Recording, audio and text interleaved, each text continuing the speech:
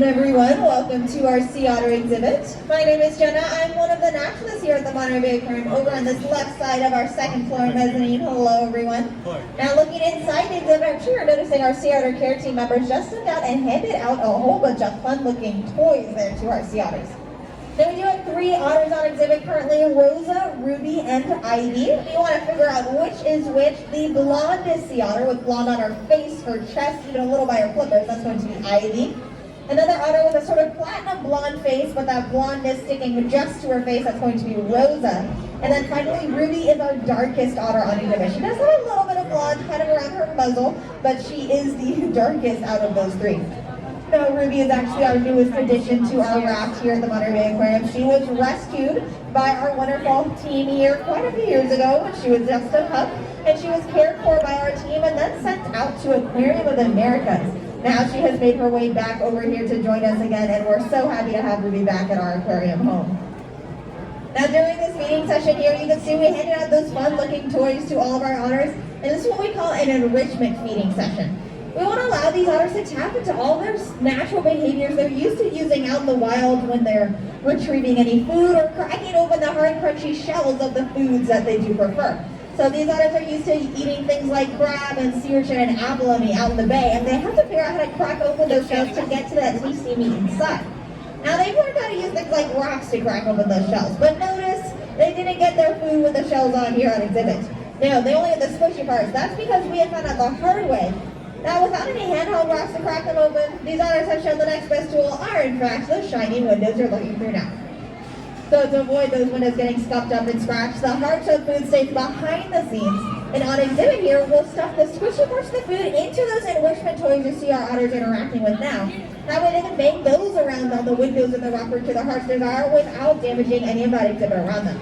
So you can see our otters enjoying those toys right now, some of them even floating over here in the water on the left side. There are a couple other toys floating there from earlier enrichment opportunities. Now all the bits of food we do have stuffed into those toys right now. These otters get things like squid, shrimp, and clam. And it looks like we've got more toys raining down from the sky now as well. Up there on the deck, we do have that little pool we've set up, just giving these otters more enrichment, different things to interact with within their exhibits here. And so this includes, we've got that little pool up on the deck. Sometimes it's filled with buckets of ice. And today we just added some more enrichment toys there. So once these otters finish off with the toys they're working with right now, they can make their way over to that pool and enjoy some more food. Now this is one of several feeding sessions where otters do receive throughout the day, and this is because these otters have a pretty big appetite. Out in the wild, they're eating about 25% of their body weight every single day. The reason they're eating so much food is so they can maintain their fast metabolism to generate energy and most importantly, warmth. Now I know I said 25% of our body weight every day. That's a little hard to quantify. Really, that's like comparing it to us eating about 40 burgers every single day. I know I definitely cannot eat that much food, but these otters are certainly up to the challenge. I mentioned this is all in service of keeping these otters warm. It really is important for these otters. Unlike other marine mammals that have a layer of blubber or fat to keep warm, these otters are only relying on their incredibly dense fur coat instead. Their fur is the densest in the entire animal kingdom with 1 million hairs per square inch. To give you some perspective, that's like taking all the fur from one house cat and compressing it to the size of a postage stamp. So that is indeed a lot of fur these otters had to keep them warm. That's why all of that food intake is so important, so they can generate enough warmth within their bodies and then use that fur to keep that warmth trapped inside. Now, an otter spend about 3 to 5 hours every day grooming that fur again to keep it healthy and allow it to do its job well of keeping these otters safe and warm. Now, these otters are going to go ahead and continue interacting with those enrichment items there for a while, but at this point, I'd like to jump off microphone and let you all enjoy the remainder of the action. If you would like to learn more about our sea otters here or anything else around the aquarium, feel free to come on over and chat. Again, my name is Jenna. I'm hanging on the left side of the second floor mezzanine. I'd be happy to share more.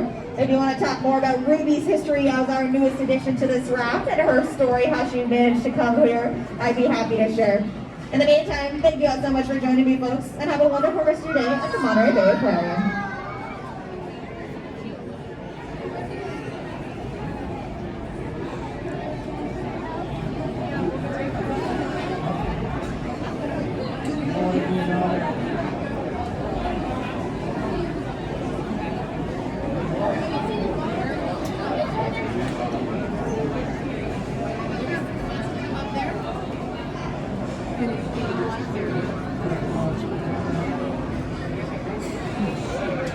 one big small, large chicken used to very first time there. You couldn't even get into the front.